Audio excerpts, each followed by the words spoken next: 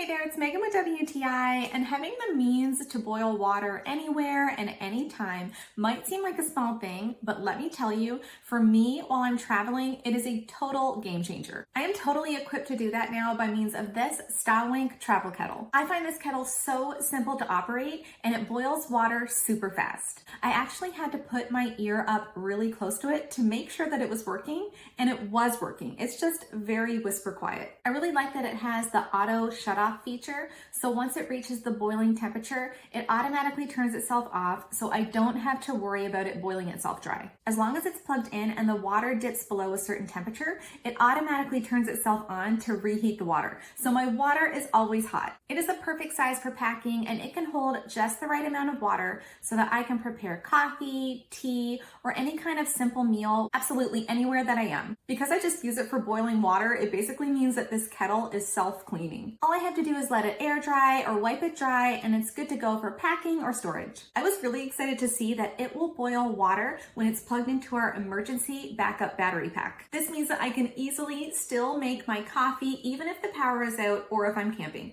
This makes me so happy. This travel kettle is an excellent way for me to bring the simple comforts of home with me anywhere I go. But that's just my point of view.